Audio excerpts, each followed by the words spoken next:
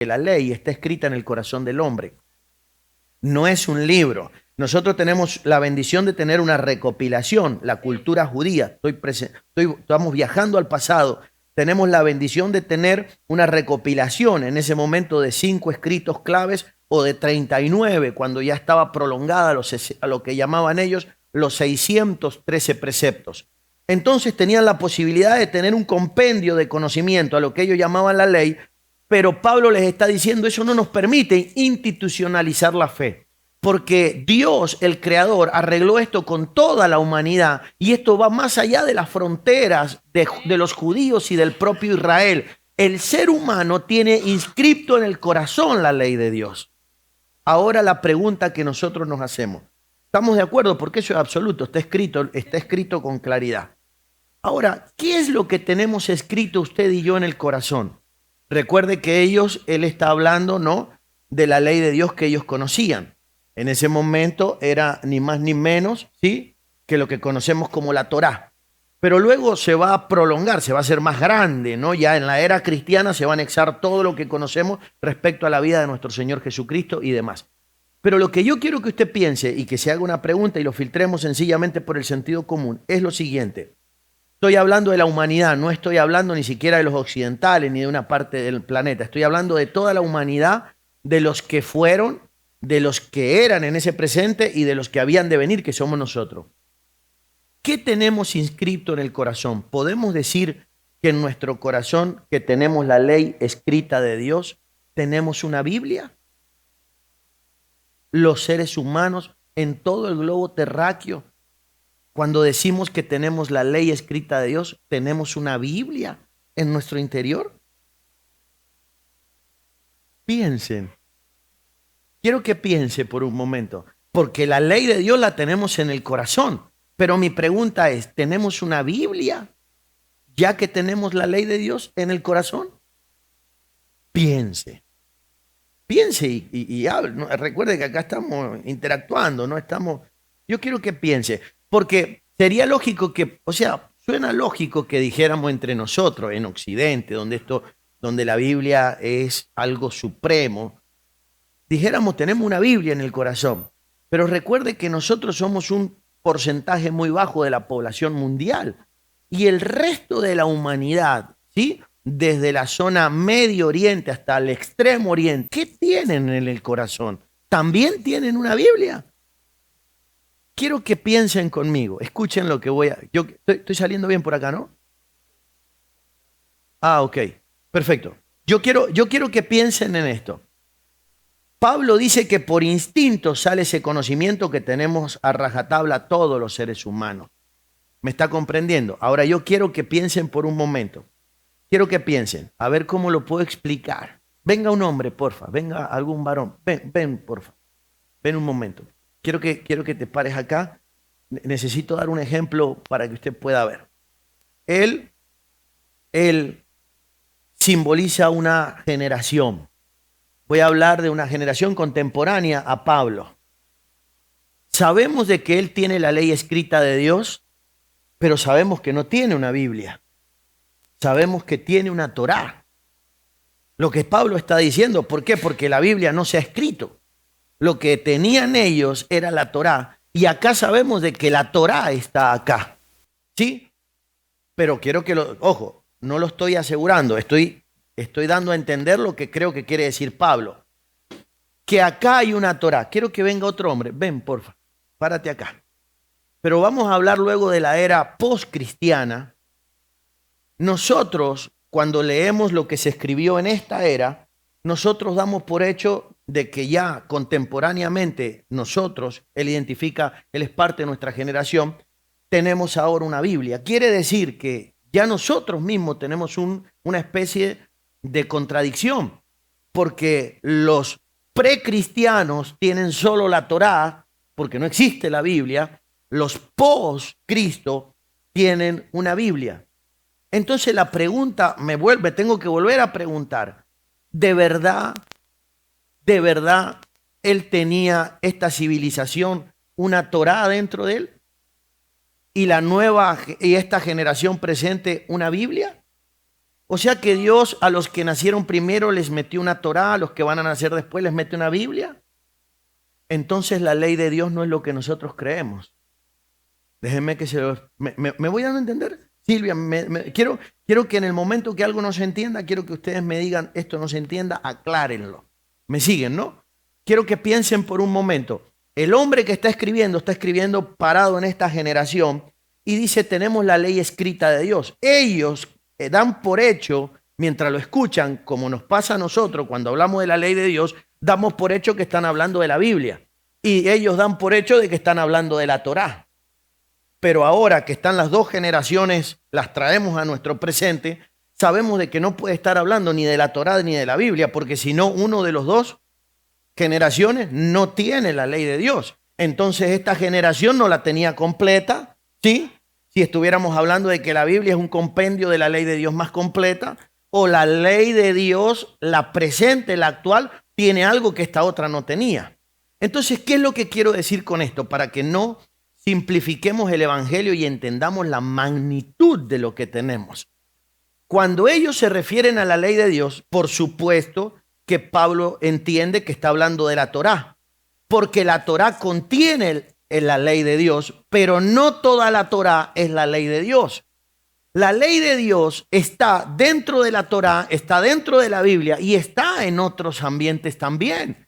Hay contenido, escuche esto, hay principios, hay leyes que tienen o que hacen a la ley de Dios. Entonces ahí sí entendemos de que lo que contiene esta generación, la Torá, está la ley de Dios en la Torá, está la ley de Dios en la Biblia, ¿sí?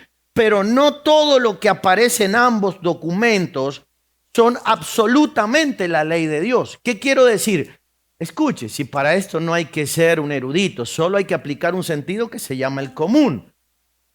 En la ley de Dios que nosotros tenemos en sus manos hay historia, geografía, arqueología, hay muchísimas cosas, hay profecía, hay poesía, preste atención, hay muchísimo contenido, pero por sobre todas las cosas hay experiencias humanas descritas, trasladadas a ese libro sagrado.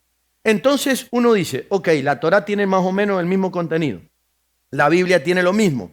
¿Qué quiere decir? Porque las dos no son iguales, pero las dos contienen la ley de Dios. Entonces tengo que aprender a leer o a entender la ley de Dios en medio de la Biblia.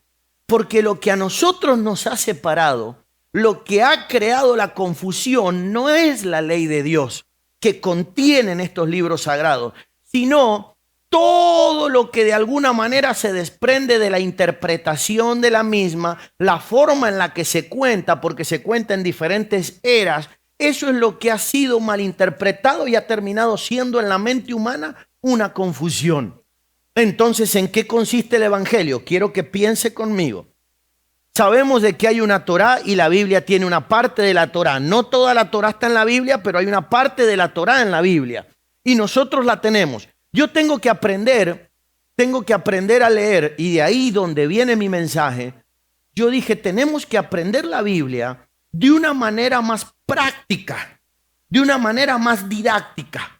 Con ese tomo, con ese paquete de documentos, es muy difícil que la gente de a pie aprenda verdaderamente lo que tiene que aprender, que son las leyes de Dios. Esto es fundamental que se aprenda cuanto antes y no me puedo esperar que alguien aprenda las leyes divinas, esas que para mí son fundamentales, esas que son vitales para la vida humana. No podemos demorarnos 10 años en aprender eso, porque la vida se me va a ir y voy a pagar las consecuencias, voy a frustrarme, voy a sufrir por no entender las leyes de Dios, que es algo que es mucho más profundo que la Biblia. Déjenme que lo explique.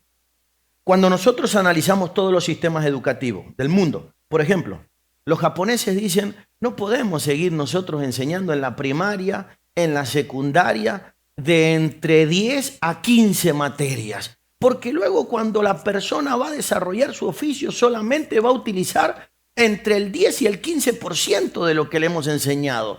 Quiere decir que todo lo demás lo hicimos más o menos como perder el tiempo. Cuando nosotros vemos, escuchen esto, todas las formas de enseñanza, no sé, los que van a aprender inglés, han cambiado todas las estrategias y los formatos de cómo aprender a hablar un idioma. Quiere decir que estamos llegando a conclusiones para que la gente pueda capturar la esencia de lo que está queriendo aprender mucho más rápido y eficaz. Con la Biblia nos pasa lo mismo. Cuando alguien viene a estos lugares a querer aprender la Biblia, a la velocidad que avanzamos, a versículo por domingo, y si venimos a un estudio bíblico, a un tema, ¿sí? Por domingo, por fin de semana o por discipulado, la verdad es que se nos va a ir la vida tratando de aprender algo y nunca vamos a terminar. Y a eso súmele el ralentí con el que nosotros nos entregamos a la verdad. Entonces se nos va a ir la vida sin terminar de entender. Entonces cuando usted lee la Biblia, usted la toma la Biblia y yo voy a intentar que usted lo vea, que Dios me ayude a que yo se lo pueda mostrar. Usted se va a dar cuenta de que en toda la Biblia las experiencias humanas, proféticas, los apóstoles, sobre todo Jesús caminando por la tierra, es las leyes, ¿sí? Es las leyes creacionales, la constitución divina, ¿sí? O las leyes por medio de las cuales se rige el universo. Lo que pasa es que no hay que leerlo, sino que hay que verlo. Por eso son tan importantes las acciones de Jesús, porque ya no se trata de leerlo, sino se trata de visualizarlo a Él. Él era el verbo. Cuando nosotros miramos toda la Biblia, ¿sí? Nos damos cuenta de que están todas las leyes de Dios entrelazadas en todos los relatos y acontecimientos. Ahí están. Y son muchas. Yo no puedo decir cuántas son. Yo, en un estudio de una determinada cantidad de tiempo, encuentro 7 leyes fundamentales. Lo que yo denomino las leyes universales por medio de las cuales se rige la creación. ¿Me están entendiendo? Son leyes fundamentales para poder, creo que en un día las puedo capturar las 7. Y luego cuando leo la Biblia, veo la operación de las leyes de Dios. Veo lo importante y vital de las leyes, porque al fin y al cabo yo quiero que usted piense, usted y yo no éramos de la tierra, usted y yo éramos del cielo. Pero ya sabemos, terminamos en la tierra. ¿Por qué terminamos en la tierra? Porque violamos las leyes universales de Dios. Ahora, hemos dicho cosas como, por ejemplo, bueno, a lo mejor deshonramos al Padre, pero eso es solo un síntoma. Detrás de la deshonra a Dios Padre hay una ley universal que se violó, una ley fundamental. Recuerde que el amor es un núcleo y el amor tiene sus derivados. La honra es un derivado del amor, la compasión un derivado del amor, la misericordia es un derivado del amor, la generosidad es un derivado del amor y así sucesivamente. O sea que así como en la ciencia, por ejemplo, médica, están experimentando grandes cambios, donde la medicina convencional dice, momento, llevamos varias décadas trabajando para tratar el síntoma. Y lo único que hemos logrado es que parece que cada vez hay más enfermos y que parece que vamos hacia el colapso sanitario mundial. ¿Por qué? Porque no estamos trabajando en la medicina preventiva. En vez de tratar síntomas, investiguemos para tratar la raíz de la enfermedad. Entonces, cuando hablo de las leyes o de la forma en la que hemos leído la Biblia, nosotros, al no entender las leyes universales, lo que hacemos con la gente es tratar la sintomatología. Tratamos el síntoma, pero no estamos tratando o no estamos enseñando, porque es que no lo estamos viendo, cuál es verdaderamente la patología o la ley que yo he violado. Voy a dar un tercer ejemplo.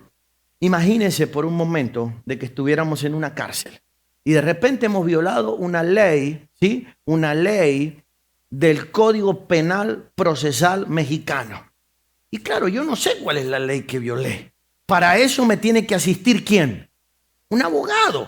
Un abogado me tiene que asistir. Imagínense que me visitara el abogado y me trajera todos los volúmenes del Código Procesal Penal y me dijera, toma. Estúdialo e identifica cuál es la ley que violaste y corrige el comportamiento para que puedas recuperar la libertad. Es imposible, no puedo, porque necesito que me ayuden, necesito que alguien me pueda tomar el libro, la materia, el punto específico, que conozca los artículos, que sea el experto en el derecho. Ok. En la Biblia nos pasa exactamente lo mismo. Es un compendio de libros tan grande, tan profundo, tan diverso, que pareciera que se contradice por momentos, pero en realidad no se contradice, que lo que ha terminado haciendo en las mentes de mucha gente que interpreta esto de forma autonómica, han terminado en una confusión.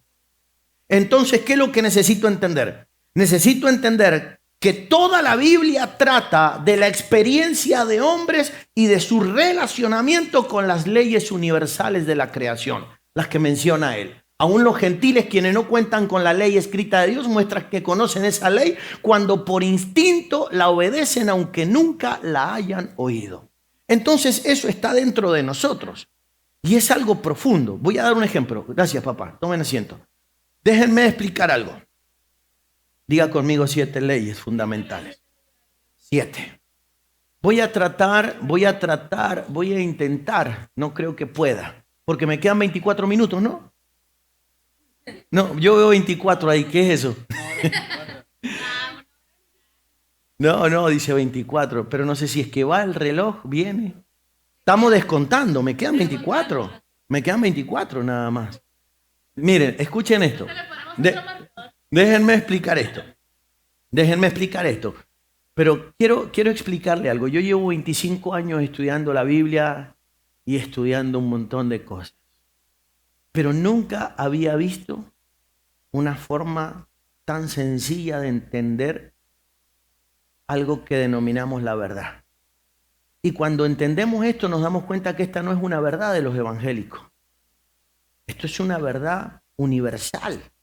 Lo que está describiendo Pablo no es una verdad de una religión. Es una verdad que le trasladó el Creador a la humanidad. Luego, la humanidad tiene formas de expresarlo, de interpretarlo, pero al fin y al cabo de vivirlo. ¿Qué es lo que nos confunde a nosotros? Que hay gente que la forma de vivir el amor, de vivir la esperanza, tiene que ver con el ropaje. Como por ejemplo en algunas culturas que ellos se visten de naranja, porque entienden que el naranja es un color de la esperanza, y uno dice, los ve de naranja y dice, uff, ¿y esto qué es? Claro, son los budistas. De repente nos encontramos con religiones que lo ven de una manera, pero quiero que comprenda, porque nada de eso es importante. Lo importante es que esto yo entienda de qué se trata la ley de Dios en nosotros. Lo primero que necesitamos entender, y ahora voy a explicar por qué, es de que la primera ley universal tiene que ver con la mente. A ver, dígalo conmigo, la mente. ¿Por qué la mente? Déjenme explicar, tengo que explicarlo rápido y que Dios me ayude a que usted me interprete y no vaya a salir nadie corriendo de acá a suicidarse. Quiero que piense por un momento, por favor. ¿Por qué es tan importante la mente? Porque la mente, si usted analiza la mente, la ciencia no sabe dónde está la mente. No sabe dónde empieza ni dónde termina. No se atreve a negarla. La ciencia sabe que la mente existe. Pero la mente, ¿por qué es tan difícil de descifrarla, de entenderla? Porque la mente es aquello, escuche esto, más cercano al Creador que Él nos impartió a nosotros. La mente es la que te hace diferente al resto de la creación.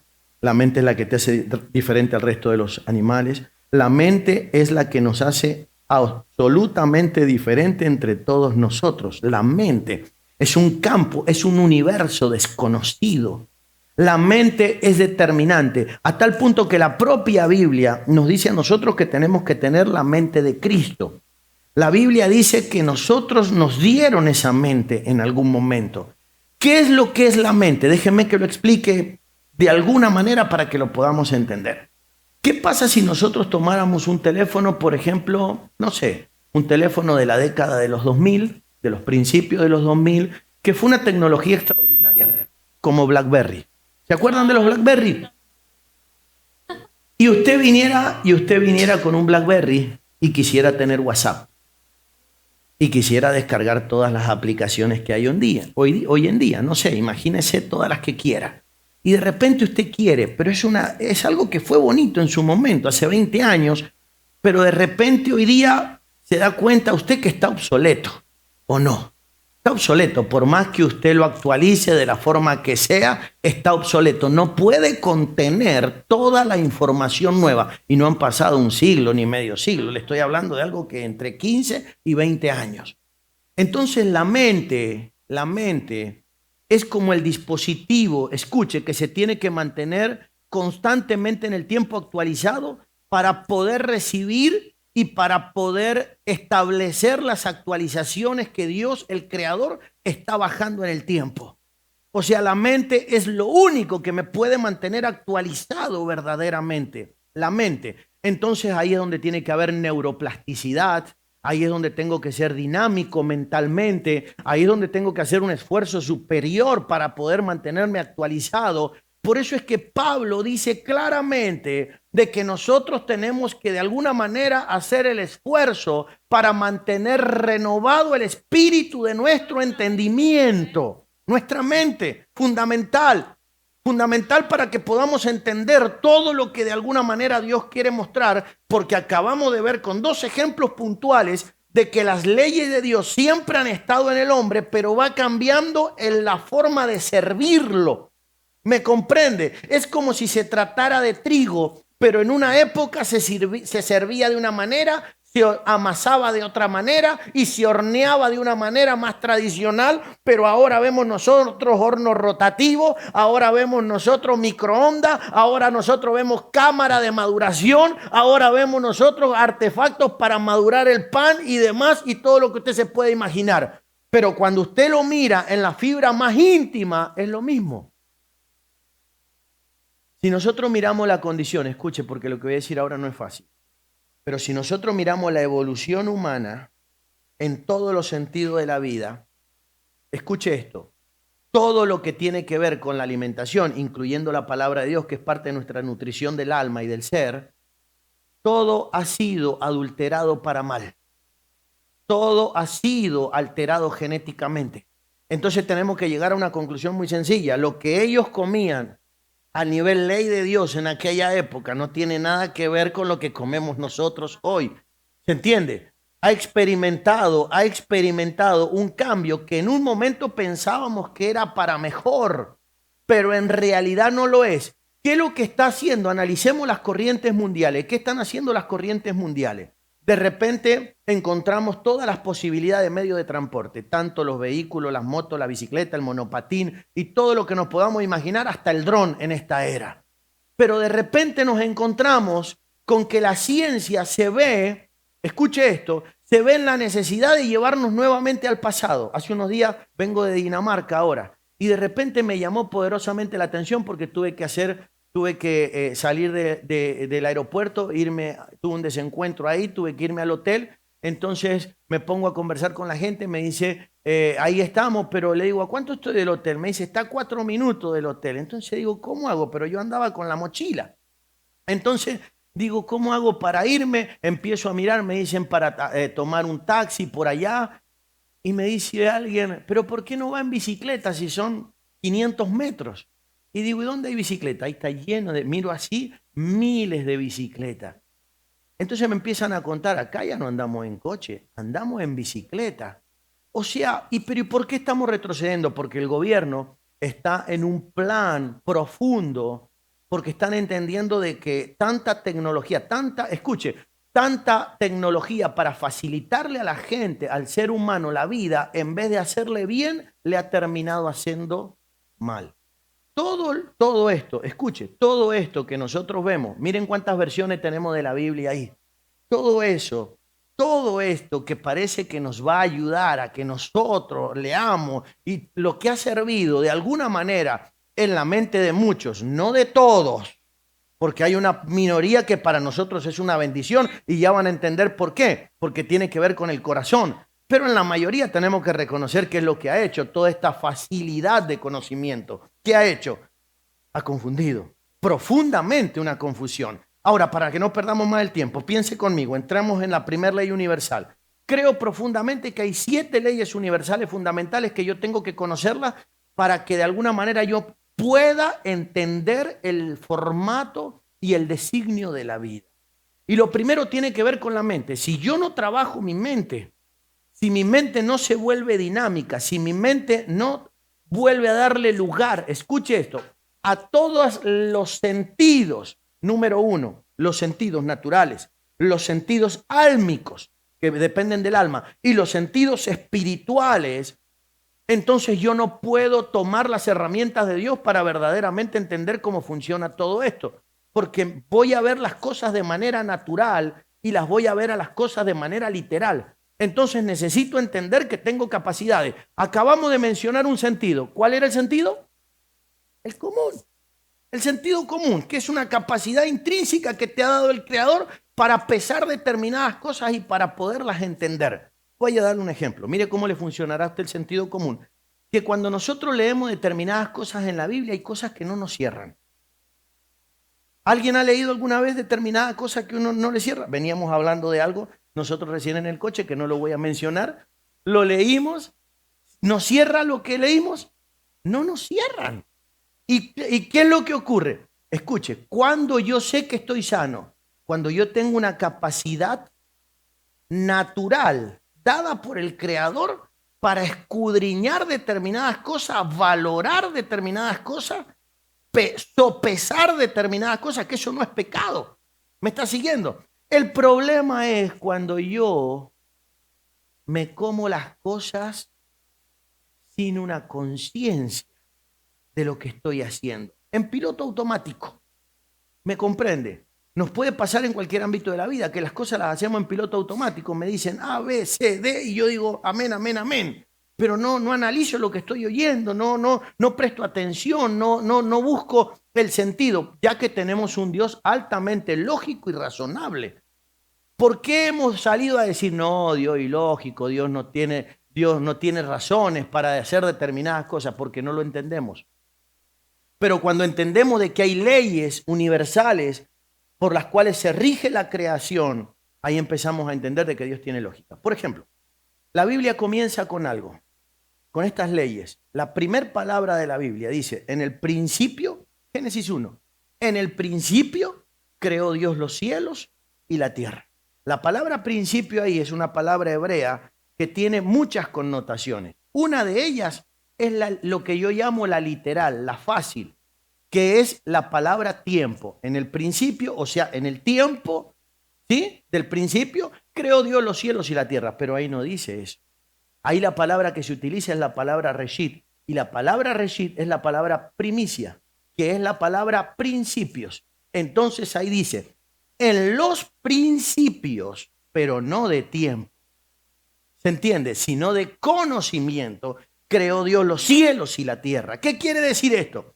Que cuando yo a la creación, en cualquiera de sus expresiones, la privo de los principios, de las leyes universales de Dios, se cae la creación. Me enfermo, me deprimo, se destruye. ¿Se entiende? Pierde el sentido. La tierra le ocurre eso, por eso es que no puedo privar a nada ni a nadie de los principios de Dios. Los principios son los que le dan el sentido a cualquier forma de vida. En el principio creó Dios los cielos y la tierra. Por eso es que los judíos celebraban de forma tan importante una fiesta llamada primicia. ¿Por qué? Porque estaban celebrando los principios. Por eso cuando muere el Señor Jesucristo y resucita, Él resucita en la víspera de la primicia, en la víspera de los principios. ¿Se entiende? Entonces, ¿por qué resucita en la víspera de la primicia? Porque está celebrando de que los principios han sido expuestos, desnudados, como dice Colosenses capítulo 2, verso 16, públicamente, porque antes estaban privados para la mayoría de los seres humanos y ahora son de conocimiento público. Denle un aplauso a Jesús.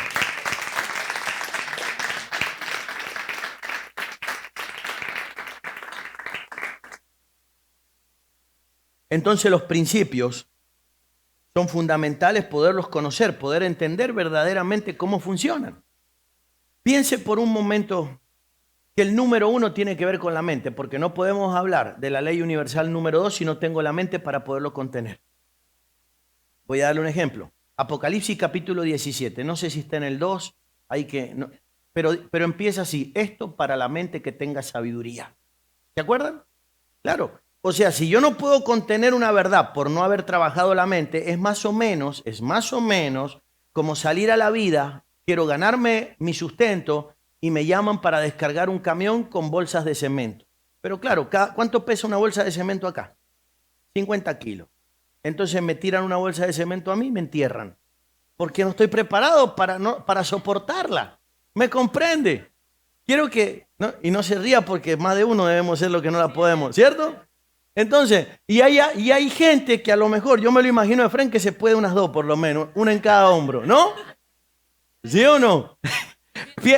Quiero que piensen por un momento de que no me pueden soltar determinadas verdades si no tengo la capacidad, ¿sí? No tengo la neuroplasticidad. Mire cómo será lo rígido que nosotros somos, que a nosotros nos cuesta hablar con gente que piensa diferente, con gente de otras culturas y con gente de otros estratos sociales. En otras palabras, nosotros vivimos en un aislacionismo religioso. ¿Por qué? Porque aquel cree en otra cosa, aquel vive de otra manera y aquel tiene otra cultura. Al fin y al cabo quedo aislado para el mundo.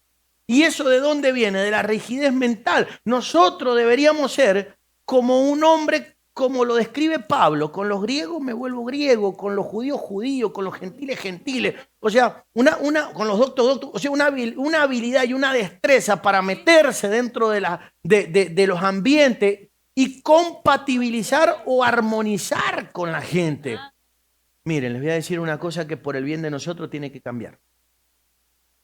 Hace poquito tiempo, hace poquitos años, comenzaron a soltar los resultados de lo que se considera el estudio más largo que se haya hecho en los últimos años, que duró aproximadamente 80 años y lo hizo la Universidad de Harvard. ¿Qué es lo que estaba tratando de estudiar Harvard? Estaba tratando de estudiar el problema que ya está denominado como una enfermedad, el del envejecimiento. Tratar de ayudar en la longevidad del hombre. ¿Y qué es lo que llegaron a la conclusión? Evaluaron tres cosas. Número uno, la movilidad, ¿sí? La antítesis sería el sedentarismo, la nutrición y las relaciones. Claro, porque hay un dilema. ¿Cuál es el dilema con el que nos encontramos? ¿Qué es más importante? De repente soy alguien que como bien pero no me muevo. ¿Qué probabilidades tengo? O soy alguien que me muevo mucho pero en realidad no como bien. Pero la Universidad de Harvard en el estudio de 80 años dijo, no es ni en este orden. Primero, lo más importante son las relaciones. Luego, cómo comemos. Y por último, cómo nos movemos. ¿Por qué? Porque llegaron a la conclusión los estudios de que las personas que comían mal, se movían menos, pero tenían relaciones sanas con la familia, con el medio, con el entorno, vivían más que los demás. Claro, entonces vemos nosotros que las relaciones son fundamentales para aquellos que hacen dieta todo el año, para aquellos que van al gimnasio. Escuche, no deje de hacer eso. Pero yo pensaba en mi abuelita vivió 104 años, pero mi abuelita nunca fue al gimnasio y mi abuelita nunca comió, no sabía ni de ecología, no sabía ni de nutrición consciente, nada.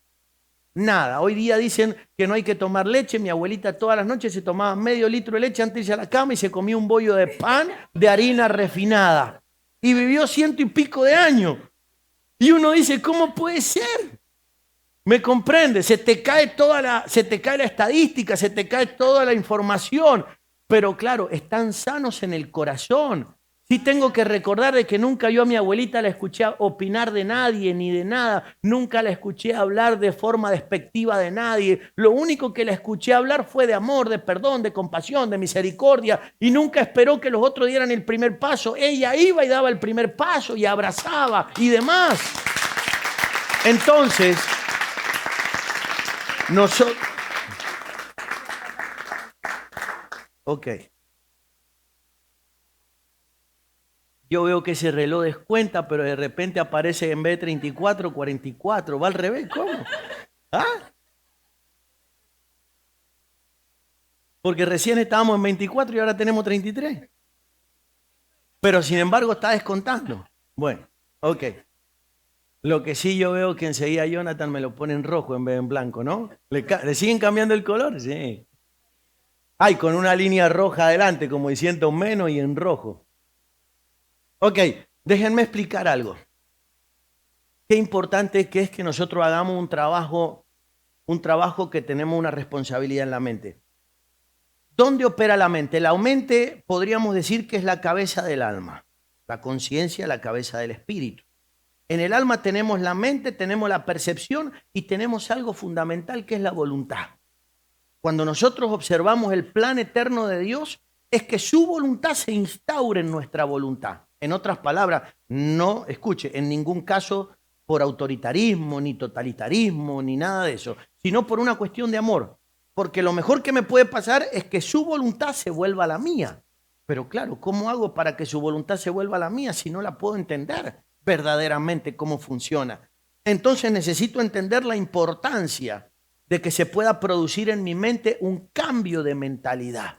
Un cambio de mentalidad que la Biblia muestra claramente que depende en profundidad del alma y qué es lo que Dios le ha confiado a nuestros pastores, porque la Biblia es clara donde dice que nuestros pastores son los que dan cuenta del alma de las personas. Pero ¿cómo hacemos para ayudarte en el alma si usted no se deja ayudar? ¿Cómo hacemos para intervenirlo si cuando usted va al médico, al hospital, cuando usted va al profesional de la salud, te hace firmar un documento hasta para hacerte una prueba? ¿O no? Para hacerte cualquier prueba, excepto una analítica, te hace firmar un documento de consentimiento donde usted le está dando la autoridad al profesional para que lo pueda explorar. ¿Es así o no? Pero ¿cómo ocurre en el caso de nosotros que la gente nunca termina de soltarse? Nunca termina verdaderamente de decir qué es lo que le ocurre. ¿Cómo podemos ayudar a alguien a desarrollarse en el alma que viene al despacho del profesional y te encubre la sintomatología o te encubre lo que verdaderamente le está ocurriendo? Que tiene adicciones, que está de alguna forma afectado por determinadas cosas y entra con miedo, con vergüenza, que entra con un montón de limitaciones. Es como ir al médico y que el médico te pregunte, ¿te duele algo? ¿Qué es lo que te pasa? No, no me pasa nada. ¿Y entonces para qué viniste? ¿Qué estás haciendo acá? ¿Me comprende, no? O que de repente vamos al médico y uno le dice, no le quiere decir verdaderamente al médico lo que le ocurre y le encubre de alguna forma la sintomatología. Tiene que haber, en este caso, un ámbito de lealtad, de entrega, tiene que haber una dimensión de fidelidad, porque lo peor que me puede pasar, lo peor que me pueda pasar es que no me puedan ayudar a evolucionar en mi mente para poder discernir todo este paquete de leyes universales que son vitales para la vida. Miren, la segunda ley universal, teniendo en cuenta y creyendo de que vamos a trabajar arduamente en el desarrollo de nuestra mente. Dígalo conmigo, la expansión de nuestra mente. ¿Qué es lo que me va a ayudar a expandir la mente? Comenzar a experimentar y a aplicar las leyes universales fundamentales. Número 1, la ley universal de la reciprocidad. Dígalo conmigo, reciprocidad. ¿Qué significa reciprocidad? Que está en toda la Biblia, pero lo vamos a llamar de una manera para ir al grano. Podríamos leer un montón de cosas, de historia, pero ¿para qué? Vamos al grano. Para que usted cuando lea, entienda las leyes universales, lo vaya identificando con los acontecimientos bíblicos. ¿Me entiende? ¿Qué es lo que es reciprocidad? Viene de algo recíproco. Quiero que piense por un momento, es parecido a la ley de la siembra y de la cosecha, pero en realidad es más profundo y voy a explicarle por qué. Porque tiene que ver con dos ámbitos fundamentales del ser. Lo más importante de nuestra vida no son los hechos, lo más importante de nuestra vida que configura nuestra realidad, porque la Biblia dice que tal como el hombre piensa, así es él. Entonces nuestra realidad, nuestro entorno, no ha sido responsabilidad ni de terceros, ni del diablo, ni siquiera de Dios. ¿Me está siguiendo? Sino que todo lo que yo estoy viviendo ha sido mi propia arquitectura, tanto pensante, ¿sí?, como emocional. Quiere decir que lo que yo pienso, y lo que yo siento es lo que moldea la realidad en lo que yo me encuentro. O sea que usted y yo no podemos ir por la vida responsabilizando a nadie de lo que vivimos, porque no es ni más ni menos que nuestra responsabilidad. Pero al no entender nosotros las leyes básicas universales, vamos por la vida culpándolo al diablo o culpando a terceros. Lo que usted está viviendo no es ni más ni menos, tanto lo que usted vea como positivo, ya vamos a hablar del positivo y negativo, todo lo que vea, tanto positivo como negativo, no es ni más ni menos que responsabilidad de ¿quién? De nosotros. Somos nosotros los responsables de nuestra realidad. Pero eso tiene que ver con la forma en la que yo pienso. Nosotros tenemos aproximadamente unos 100.000 pensamientos cada 24 horas. Tengo que aprender a entender cómo pienso. La mayoría de nuestros actos no dependen de lo que yo estoy pensando o desarrollando de manera consciente, sino que la mayoría de nuestros actos e impulsos dependen de lo que funciona en nuestro inconsciente. O sea que hago cosas de manera inconsciente.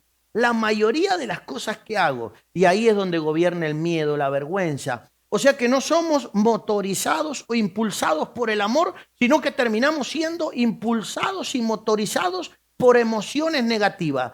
Las emociones, escuche, fundamentales, universales son dos. El amor, que es Dios, y el miedo, que es el mal. Y de ahí se desprenden todas las emociones negativas.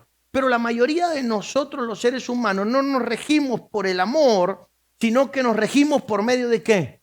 Del miedo. Es el miedo el que nos mueve. Lo que hacemos lo hacemos por miedo. Nos movemos por miedo, no nos movemos por revelación, no nos movemos por amor.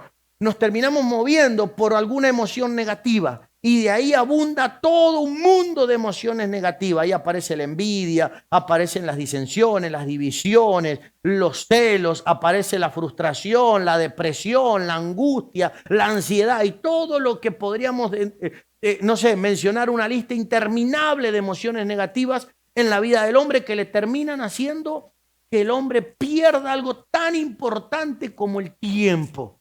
Porque no entendemos de que la vida es una reciprocidad. Cuando yo entiendo que la vida es una reciprocidad, entonces yo comienzo a trabajar en profundidad en la forma en la que pienso y la forma en la que siento.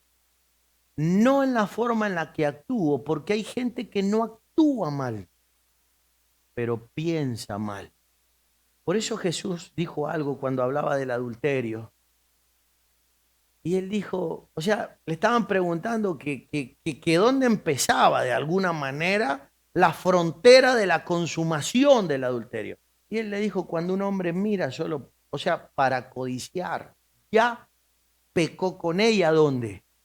En el corazón. Entonces el problema lo tenemos que, escuche, lo tenemos que internalizar, porque en la religión hemos hecho demasiado énfasis en los actos, en las acciones, en los movimientos, pero no hemos hecho énfasis en lo más importante. Escuche esto, las acciones ya son el producto terminado, ya son la elaboración de lo que pensó y de lo que sintió, el fruto, el resultado. Entonces no trabajemos en el síntoma, trabajemos en la raíz. ¿Y la raíz está en dónde? En el corazón y en la mente. ¿Cuántas veces es normal que escuchemos nosotros que estamos ayudando seres humanos? Es normal que escuchemos gente que nos diga, Pastor Efrén, tengo pensamientos negativos, y que nos describa sus pensamientos. Estoy atado a la pornografía, tengo pensamientos obsesivos, tengo pensamientos adictivos, tengo pensamientos obscenos, tengo pensamientos, no sé, no sé. ¿Es normal eso? ¿Hemos escuchado eso? ¿Qué es lo que tratamos normalmente? Síntomas. Síntomas, cuando el individuo ya se las mandó, ¿no? Cuando el individuo, cuando el hombre, la mujer consumó, ya no hay mucho que hacer, porque ya está consumado. Por supuesto que no hay una penalización, ni Dios te va a matar, pero eso sí va a desencadenar consecuencias, lo vamos a ver en próximas leyes. Pero ¿por qué no trabajamos fuertemente con el pensamiento? Necesito que me ayuden. Existe una ciencia que tiene que ver con la salud mental, donde hay profesionales que tienen que ver con la psicología, y ahí sí va la gente. Y ahí va la gente y dice, ¿sabe qué, doctor? A veces tengo ganas de matar a mi suegra. Necesito ayuda. Cosas como esas. No sé, se comprende. Quiero que entienda, piense por un momento de la importancia que nosotros podamos abrir la mente en transparencia para que nos puedan ayudar, para que nosotros no vayamos por la vida emitiendo tanto un deseo como un pensamiento negativo, porque ahora viene un misterio. Déjeme que se lo cuente en 4 palabras, porque ahora otra vez el reloj está en 23, no sé qué pasa. Piense por un momento en lo que voy a decirle. Escuchen esto. Cuando nosotros leemos la palabra fe, Pablo dice que la fe es, hebreo, ¿se acuerda? La certeza de lo que se espera, la convicción de lo que no se ve. Entonces ahora yo voy más allá y le pregunto a usted, ¿qué es lo que comúnmente usted espera? Lo que normalmente usted espera. Genéricamente hablando, porque nosotros los seres humanos solamente podemos esperar 2 tipos de cosas, nada más. Una, las que dependen de una emoción negativa, gobernadas por el miedo, donde yo espero en miedo. Job dice, lo que yo temía me sobrevino. ¿Se acuerda? Es fe eso. Es una forma de fe. Por supuesto que gobernada por una emoción negativa. Pero también podemos esperar otro género que está basado en ¿qué? No, sí, por supuesto en el amor, pero basado puntualmente. Usted espera, no sé, de repente usted dice, estoy esperando que me paguen, estoy esperando la mujer o el hombre de mi vida, estoy esperando la casa, estoy esperando, pero esa espera está sustentada por algo. Piense por un momento. Esa esperanza, esa espera está fundamentada en algo, en el deseo. El deseo. Nadie espera algo que no desea, a no ser que espere algo a lo que temo, de forma inconsciente. De otra manera, espero lo que deseo. Quiero que entienda lo importante que es, escuche esto, de que mis deseos sean limpios. Muchos de nosotros no tenemos deseos positivos respecto a los demás. ¿Por qué? Porque estamos deseando, basado en un deseo, estamos esperando que les pase algo malo. ¿Me entiende? El jefe no nos pagó, nos estafaron, nos engañaron, no sé. Y yo deseo que le vaya bien. ¿Ese es mi deseo? ¿Ah? ¿Ese es mi deseo? Fíjese cómo somos los religiosos que a veces decimos, no le deseo el mal, pero sé lo que Dios le va a hacer. Y gracias a Dios, gracias Padre, que Él no cumple deseos neuróticos de nadie. Porque si no ya nos hubiéramos autoextinguido. ¿O no? ¿Verdad? Gracias a Dios que Él no te escuchó cuando le deseaste o me deseaste algo negativo. O viceversa, porque si no, nosotros ya hubiéramos desaparecido de sobre la faz de la tierra. Pero ahora, cuando yo deseo, escuche, porque esto es fe. Como nosotros estamos dentro de la ley de la reciprocidad, deseando lo negativo la mayor parte del tiempo, y es solo un deseo, lo que terminamos cosechando, que uno dice, pero ¿por qué yo cosecho esto? Si yo no hice nada, no fue lo que hiciste. Pensaste tantas veces, 100.000 pensamientos diarios. No nos podemos recordar lo que hemos pensado. Pero pasó por tu subconsciente pensamientos negativos, obsesivos durante determinada cantidad de minutos, horas, días, semanas o meses o años, que luego eso vuelve. ¿Le afecta a los demás lo que usted piensa o siente? ¿Cree usted en el mal de ojo? No, porque hay gente que cree en ese tipo de cosas que dice, no sabe lo que me pasó, aquellos me desearon el mal, se pusieron de acuerdo, me soltaron un conjuro, no sé, me prendieron una vela, me pincharon la foto, enterraron el muñequito con mi cara, no sé, todas las cosas que creemos. Pero yo quiero que usted sea sincero, use el sentido común. Efrén, la verdad.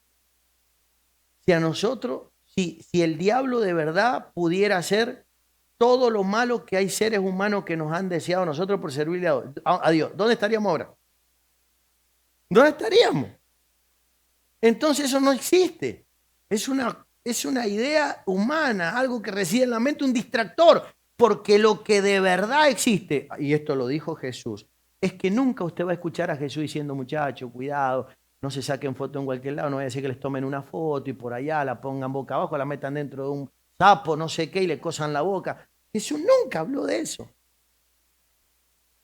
Lo que sí Jesús le dijo, ojo, que lo que contamina al hombre es lo que te sale de adentro. Ahí sí, cuídate.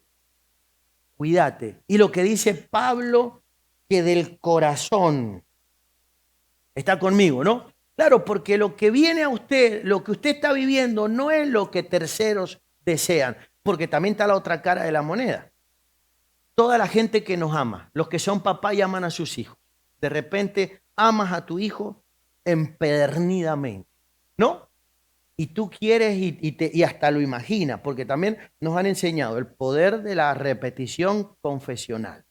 Nos han enseñado el poder de la imposición de las manos y todo ese tipo de cosas que nos han enseñado, pero todo eso tiene una limitación, porque yo quiero que usted piense, si un tercero puede transformarse en lo que yo deseo, ¿qué hubiera pasado con toda la gente que nosotros amamos y le deseamos las 24 horas del día lo bueno? ¿Dónde estarían? Serían supergalácticos. Mis hijos por lo menos, ¿o no? Y los de ustedes y viceversa, ¿o no? Porque ¿quién no tiene una especie de, no sé, de catarata de buenos deseos por los que ama? No, primero que no se morirían y serían eternos, no se enfermarían nunca y nunca les pasaría nada en la vida y serían archimega prósperos. Pero se da cuenta usted que no dependen de lo que nosotros le decíamos. Ahora sí, nosotros comemos de lo que nosotros sentimos y deseamos. ¿Me está comprendiendo? Y eso es liberador, porque yo no sé qué haría si Dios me hubiera dejado en manos de los malos deseos de los que me rodean. ¿Me comprende? Esto sería una cosa, yo me metería en un búnker y no quisiera salir de ahí. Pero de repente me doy cuenta que la vida depende exclusivamente, la mía, ¿de quién? De mí. Dios nos ha dado una capacidad para que nosotros tengamos fe. Y la fe no proceda del miedo, sino que proceda del deseo, siempre en amor. Entonces ahí no falla. ¿Por qué? Porque la ley de la reciprocidad funciona así. Escuche, de la mano con el principio de siembra y cosecha. Voy a terminar con este punto. Quiero que piense conmigo. Présteme atención porque le voy a dar una contraseña importante. Esta es una tercera ley. Piense conmigo. De repente Dios dice que para adquirir cosas en la vida, escuche, como comer, que comienza con Adán, porque cuando Adán peca, Dios le dice a Adán que Adán iba a tener que sudar para poder comer. ¿De dónde? De la tierra. Pero ¿por qué iba a tener que sudar para comer de la tierra? ¿Antes comía de la tierra o no? Ahora se lo explico. Escuche, para que entendamos. Piense conmigo. Dios establece que el hombre, para tener cualquier cosa que él necesite, tiene que ¿qué? ¿Hacerlo y comérselo? No. ¿Sembrarlo? Dígalo conmigo. Sembrarlo, sembrarlo, sembrarlo. Cualquier cosa que el hombre quiera acceder en su vida, primero lo tiene que sembrar en forma de semilla, esperar que germine, que crezca para luego comérselo. Todo en la vida funciona siembra y cosecha. Entonces, ¿qué ocurre cuando yo quiero tener un coche? Siembra y cosecha. ¿Quién es la tierra? ¿Quiénes son la tierra? La gente. Nosotros somos tierra. Cuando yo quiero poseer algo en la vida, siembra y cosecha. ¿Qué quiere decir? Que Dios no diseñó nuestro ecosistema para que yo acceda a las cosas de manera directa, sino para que yo acceda a las cosas por medio de. Todo lo que yo quiera acceder en la vida, primero tengo que alcanzarlo por medio de alguien. Siembra, cosecha. Siembra, cosecha. ¿Por qué? Porque la ley universal está tratando de echar por tierra una serie de patrones de conducta que son de enemistad contra Dios. Voy a mencionar algunos. El ego. La siembra lo aniquila. El egoísmo lo aniquila, la siembra. Claro, porque es que yo tengo que demostrar que antes de disfrutarlo yo, lo va a tener que disfrutar ¿quién? ¿Quién? Mi hermano, el otro. Antes de yo comerme la lechuga, la tengo en forma de plantín que poner ¿dónde? En la tierra. Primero se beneficia la tierra y luego me beneficio yo. Todo en el universo funciona de esa manera. El problema es que yo quiero que usted piense por un momento. Por ejemplo, nosotros no habíamos entendido el verdadero sentido de cuando se paró acá hace un momento y trajimos la ofrenda acá. Nosotros creemos de que lo estamos trayendo a este lugar o lo estamos trayendo a las manos de los padres de la casa, pero en realidad, ¿se lo estoy dando a quién? A nosotros. Cuando yo perdono, nosotros creemos que estamos haciendo algo por el otro, pero en realidad estoy haciendo un acto de compasión ¿por quién? Por mí mismo. O sea, todo lo que hagamos siempre será ¿por quién? Yo quiero que usted piense por un momento. No existe adquisición si no vive o experimenta el protocolo de siembra y de cosecha. Entonces, todo lo que nosotros hagamos salteándonos el protocolo no nos va a ser de provecho. Voy a darle un ejemplo. Una mujer tiene su hija gravemente atormentada por un demonio, viene a la vida de Jesús, la cananea, la sirofenicia, y el Señor le dice, mujer, hágase contigo conforme a tu fe. ¿Y qué hizo ella? Fue y benefició su casa con su fe. ¿Aparece en la Biblia ella cumpliendo propósito? ¿Aparece ella evangelizando a alguien? ¿Aparece ella haciendo más actos de fe? No, porque lo usó directamente para beneficio personal. Y la fe no funciona, no ha sido diseñada para beneficiarme yo, ha sido diseñada para que yo primero la siembre. Primero la tengo que sembrar. Yo quiero que usted piense, nos preguntamos, pero ¿por qué yo no prospero? ¿Por qué yo no crezco? ¿Por qué yo no me desarrollo? ¿Ha sembrado en usted? ¿Cuántos reconocen haber, no voy a usar la palabra sembrar, voy a usar otra palabra, invertir en usted? ¿Ha invertido alguna vez en usted? Entendiendo siembra y cosecha, entendiendo de que cuando usted está invirtiendo, sembrando en usted, usted tiene que identificar primero ¿una qué? Una tierra. Hay que identificar una tierra. Yo de repente soy un hijo de la casa. Escuche esto, esta casa es mi tierra asignada. Para yo sembrar en mí, vengo aquí. ¿Estoy sembrando en quién? Lo que pasa es que nosotros tenemos la idea, mire, por eso es tan importante la ley universal número 1, para transformar la mente, porque la gente tiene la idea de la limosna. La gente no sabe, escuche, es como ir a la universidad, es como prepararme para una profesión, para una carrera, para desarrollar una determinada labor. Hace unos días hablaba yo con Jonathan y le preguntaba por ahí por el WhatsApp, le preguntaba para que él me explicara por el tema de una maquinita para poder grabar, porque yo veo que él sabe y que he visto la inversión que ha hecho acá en tecnología. Cuando empecé a preguntar, no sé, acá hay miles de dólares, ¿verdad? Y en muchos lugares me dicen, wow, vamos a ver en los videos de ustedes, porque ahí en Peñasco, porque cómo salen, con qué calidad que lo suben al YouTube. Claro, veo en otros lugares cómo graban con un teléfono así casi moribundo, que sale pálido el predicador en cámara lenta, envejecido, y es el teléfono. ¿Cierto? Entonces, de repente, escuche, pero hay una inversión. Hay una inversión, uno invierte en algo que uno de alguna manera sabe, pero cuando nosotros venimos a la iglesia no tenemos esa conciencia, no tenemos esa mentalidad, no tenemos la mente que cuando estoy viniendo acá estoy sembrando ¿en quién? En mí. Y después queremos que Dios me revele las leyes universales, que me hable por la noche, que me direccione, que me diga dobla por acá, hazlo así, que me dé la estrategia del negocio, que me haga crecer en aquello, que me expanda la mente para una profesión. Eso no va a pasar nunca porque usted no ha qué. No ha invertido en usted mismo. No, y para poder invertir en usted, usted tiene que identificar la tierra que Dios le señaló.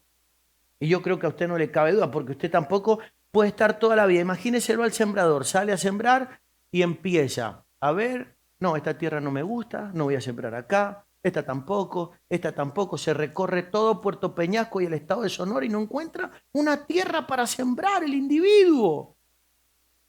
Y hay gente que lleva recorriendo todas las iglesias de la ciudad y todavía no encuentra el lugar donde va a sembrar y pacientemente va a esperar. Y por más que vengan tormentas, por más que vengan situaciones, me voy a quedar plantado porque tengo que esperar que mi semilla germine, no quiero abortar. Pero hay gente que no ve, no tenemos esa mentalidad. Hay una ley universal fundamental que tiene que ver con el hecho de la siembra y de la cosecha, donde yo voy a tener que desarrollar el temperamento. Escuche esto. ¿De qué manera espera el que siembra? Y la palabra paciente es una palabra compuesta por dos palabras fundamentales: paz y ciencia. Nadie que no sepa lo que está haciendo tiene la posibilidad de esperar. ¿Por qué desertan algunos antes de tiempo? ¿Por qué se desesperan? ¿Por qué saltan la tranquera? ¿Por qué? Porque no saben. Claro, porque ellos dicen, ¿será esto automático? Vienen y hacen una prueba a la iglesia, voy a sembrar un tiempo mío, voy a sembrar mi familia, pero yo quiero la semana que viene cosechar. No, un momento, si eso no pasa en ninguna parte del universo. ¿Me comprende? Y de hecho, la semilla germina cuando menos me lo imagino. Mientras más energéticamente estoy encima de la semilla, parece que más se demora.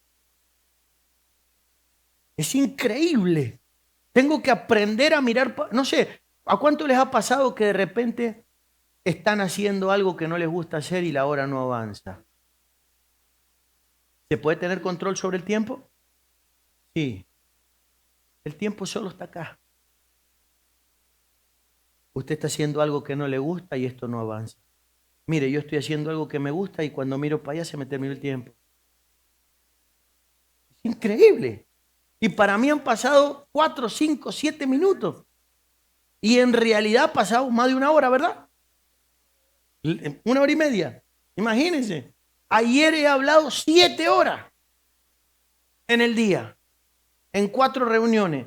O sea, es impresionante de que cuando nosotros amamos lo que hacemos, perdemos la noción del tiempo. Y como nuestro cuerpo interpreta inmediatamente a nuestro cerebro, le pasa lo mismo a nuestro ser. Por eso que cuando estamos enamorados, usted lo ve un hombre como Jacob que trabaja 14 años por la mujer que ama y le parece que había trabajado poco tiempo. Cuando yo estoy acá, es que me lo hace a propósito, Dios. Cuando yo estoy acá y yo estoy enamorado de mis hermanos, cuando yo estoy acá, pero por amor, es que esto tiene un filtro de amor. Porque acá, escuche, esto lo digo respetuosamente, y quiera Dios que acá no sea el caso, pero es muy probable que haya gente que no esté por amor. Hay individuos que están porque vino una que les interesa, o porque tienen algún interés personal en algo, buscando alguna cosa. En algunos lugares a ver si me dan una bolsita de mercadería, en otros lugares a ver si me consiguen un trabajo, no sé. Pero cuando un hombre está acá por amor, pero por amor, entramos en el ámbito de revelación. Porque en el principio creó Dios los cielos y la tierra. O sea que cuando estoy en la ley universal más importante del universo, valga la redundancia, o sea, en amor, se materializa todo. No hay que hacer ningún esfuerzo. Cuando yo estoy en algo por amor, por eso los matrimonios se tienen que amar. Se preguntan por qué no prosperamos, por qué no salimos. Vamos a la raíz, dejemos de perder el tiempo. La cuestión a lo mejor no es de profesión, no es de que el hombre no le gusta trabajar, de que a ella tampoco, de que a lo mejor el problema es que en lo profundo de ellos solo están por costumbre. Y no porque verdaderamente se qué. No, porque cuando uno se ama, cuando uno ama, lo que hace se produce una sinergia indestructible. ¿Me comprende? A nosotros nos pueden afectar, pero el amor que está en nosotros, que Dios es amor, eso es lo que nos hace a nosotros imbatibles. Por eso cuando estamos en un ambiente como este, yo estoy enamorado de mi casa, yo amo el lugar, estoy esperando el tiempo, busco mi mejor ropita para venir, el mejor estado emocional de mi corazón, la mejor disposición, dejo todas mis situaciones ahí en la puerta, vengo y me desconecto, me siento acá como si estuviera, no sé, estuviera en el mejor lugar del mundo frente a una montaña contemplando un paraíso, porque estoy en mi lugar de paz. Me comprende, haciendo lo que amo, el tiempo y todo lo que yo estoy haciendo y la forma en la que aprendo fluye de otra manera. De otra forma yo estoy como obligado. Hay personas que son capaces de decir esta herejía atroz. Estoy solo por obediencia. ¿Cómo? Es como decirle a tu esposa, mira, te voy a tocar esta noche porque firmé un documento hace unos años. ¿Cómo voy a decir una barbaridad de ese tipo? ¿Cierto? O sea, cómo voy a despreciar de esa manera algo tan grande como el reino? O sea, tengo que estar por amor. ¿Y sabe qué? ¿Y qué hago, Alberto, si yo no estoy en esa dimensión de amor? Tengo que procurarlo. La vida te va a llevar hacia ese escenario. Por supuesto que te va a ir subiendo los volúmenes y la temperatura de las circunstancias, hasta que te pueda purificar y todo aquello que estorba, porque el amor está. Lo que pasa es que no puede aflorar el orgullo, la personalidad, el temperamento, el carácter, todo eso que nosotros vamos acumulando a lo largo de los años es lo que imposibilita que verdaderamente se pueda manifestar. Eso se encarga Dios de quitártelo en el camino. Lo que sí yo no quiero que te lo vayan a quitar de golpe. Sí, porque hay veces, ahí es donde dice la Escritura, de que llega un momento donde la conciencia se cauteriza a tal punto, que es lo que se hace para romper algo que está cauterizado, o sea, para desbloquearlo. Y ahí es donde recibimos los golpes de la vida. Y uno se para y dice, wow, pensar, pensar, pensar. No podemos llegar hasta allá. ¿Me entiende? Tenemos que parar un momento y entender de que estamos en una atmósfera fundamental. Nada va a crecer fuera del huerto como nosotros soñamos. ¿Y qué es lo que hace al huerto huerto? El amor que gravita en el aire. Por eso recuperemos cosas tan importantes y terminé con esto.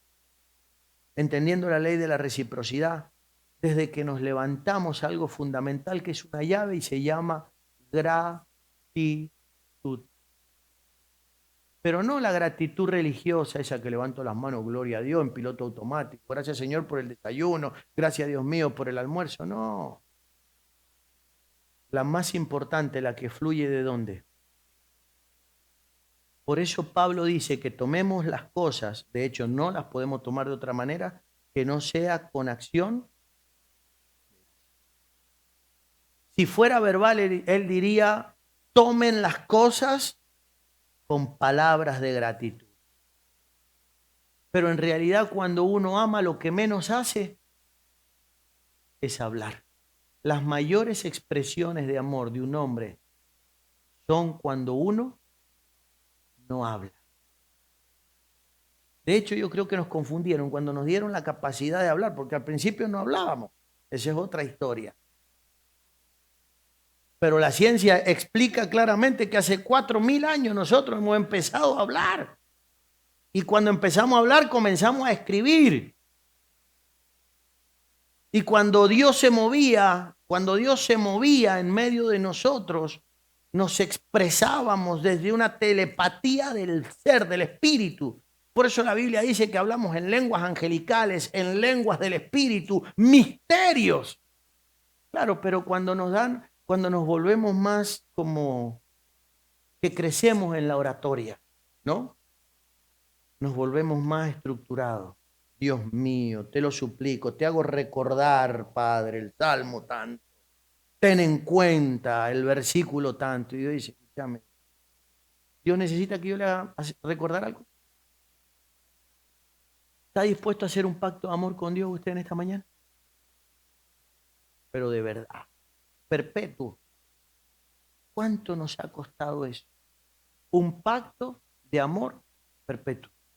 Con mi familia, con mi casa. ¿Cuánto le ha costado a Dios reagruparnos como familia? Todo el mundo, primero que nadie, reconoce por qué vinimos del cielo. Vinimos del cielo porque en el cielo éramos una familia perfecta y algo pasó en nosotros lo cual nos descalificó para ser parte de esa familia. Y nos mandaron a aprender a vivir en familia, ¿dónde? Entonces, mientras más rápido yo aprenda a vivir en familia, mejor. ¿Qué es lo que se necesita para vivir en familia en la tierra? Por eso Dios nos dio una familia biológica y nos dio esta familia de la fe. ¿Quién tiene una familia biológica perfecta? El hermano perfecto, la hermanita perfecta, la mamá perfecta, el papá perfecto, el primo perfecto, la abuelita perfecto. ¿Hay alguien que tenga la familia perfecta? ¿Y hay alguien alguna vez que la haya podido cambiar a la familia? Porque usted decidió y usted vino formateado mentalmente para aceptar a su familia y amarlas como son. No es fácil amarlo a usted, porque usted también tiene sus falencias, ¿o no? O usted se cree perfecto. No, no es fácil. Entonces, convivir todos juntos es solo una decisión. Y la decisión consiste en esto. Pase lo que pase, no puedo, pero no por una cuestión de obstinación humana, sino por una cuestión de mandamiento supremo. Pase lo que pase, no voy a dejar de amarte. Te voy a amar. Tengo que amarte. Esa es mi prueba en la tierra. Tengo que amarte de manera incondicional. La gente hace cada cosa que podríamos hablar horas y horas. Efren y Silvia nos podrían contar, porque yo no conozco la historia de Puerto Peñasco, pero nos podrían contar historias y libros y libros y libros de comportamiento y de conducta humana, ¿no? Gente que no recibió un WhatsApp y se ofendió. Gente que no la saludaron para el cumpleaños y se enojó. Yo he visto eso, yo llevo años por iglesias de todo el mundo y gente por las cosas más, otros que se equivocaron en la calle, vaya a saber en qué, y no volvieron más por miedo, por vergüenza. ¿Está listo para que hagamos un pacto en esta mañana de amor? ¿De verdad? Un pacto de amor, no le pido ningún otro tipo de compromiso, un pacto de amor, donde usted adopta una familia de la fe y le dice a su familia, quiero que crezcamos juntos.